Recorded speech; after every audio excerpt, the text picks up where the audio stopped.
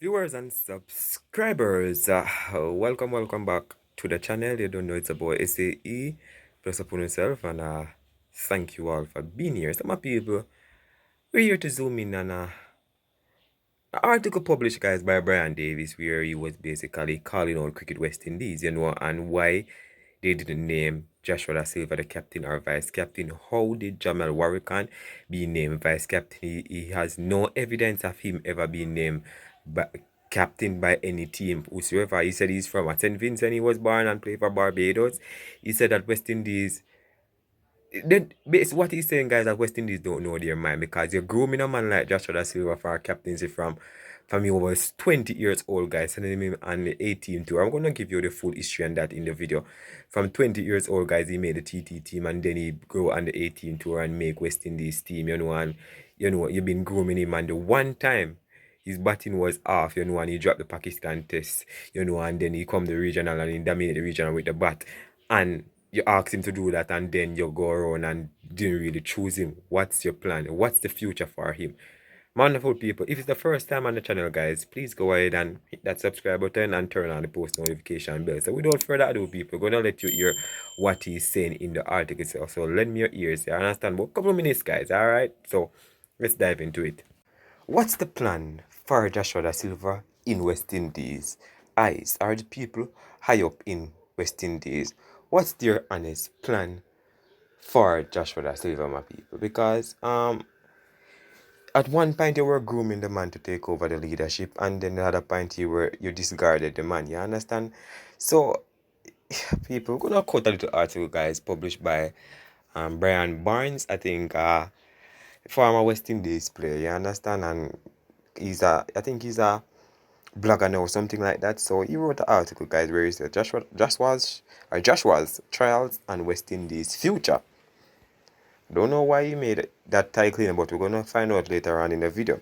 Throughout my years of involvement in cricket, I have always found it interesting the way selectors went about choosing their teams to represent their countries. In Test cricket, essentially in this format, it has always been the one to bring out the true strength of a cricket team, simply because one side has to bowl out the other twice in order to win, right? Nevertheless, the main objective is the defeat of one's opponent. Hence, consideration has to be given to the conditions of the pitch, the weather patterns, plus the strengths and weaknesses of our team.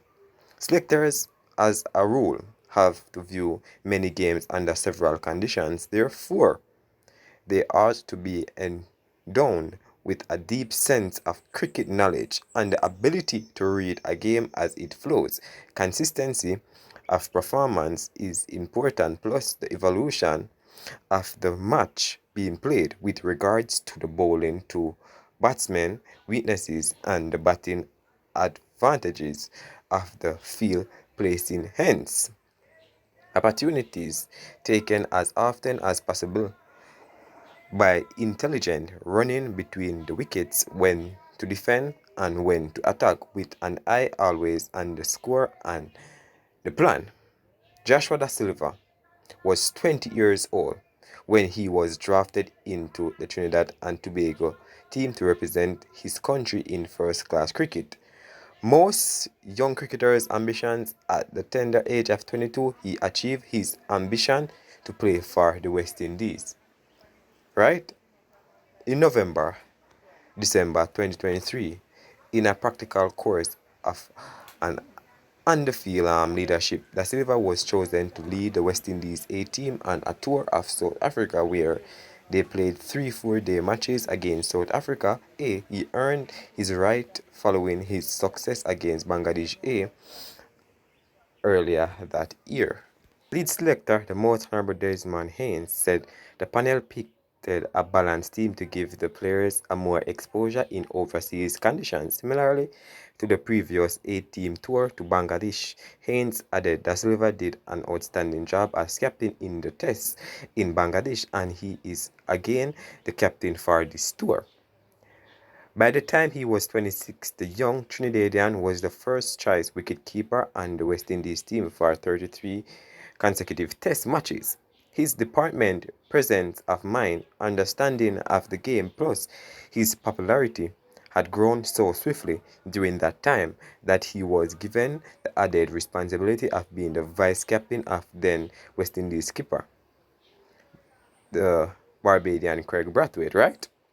In late 2024, he was the vice captain of the West Indies team under Brathwaite and their trip to Pakistan for a two-test series. Lo and behold, he was unceremoniously dropped from the team for both tests. There wasn't a hint of trouble forecast. I understand that he was informed to improve his batting as at his position in the batting order he was expected to produce runs. Because he was found wanting in this department, the 26-year-old, a youthful test player by any stretch of the imagination, worked on his batting in the only cricket possible during this time that involved first-class players. The West Indies T20 Breakout League, Da Silva led his TT Legion to championship victory over its rivals. He showed his leadership skills plus his effectiveness, which, when added to his ambition, with a team feeding off his motivation, created a fantastic effort of durability, accompanied by the determination to win. It was strictly through perseverance and dynamism, ignited by self-confidence, driven by Captain Da Silva, that earned the spoils of victory for the TT team. His batting average was in the mid-60s in the tournament. It proved the sterling character of the individual to win this West Indian challenge upon his return to the West Indies after his humiliation in Pakistan. Right?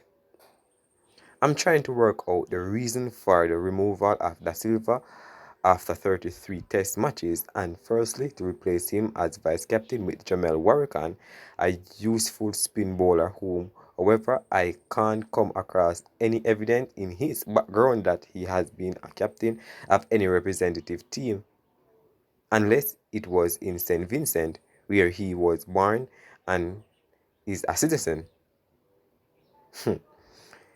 Even if he was being trained for the captaincy, I believe one must have experience in leadership, and I should add, he's 33 years old, the same age as the new captain Rastan Chase. CWI, where are we going? As usual, I hope for the best in our upcoming test series against Australia, but our leadership lacks quality.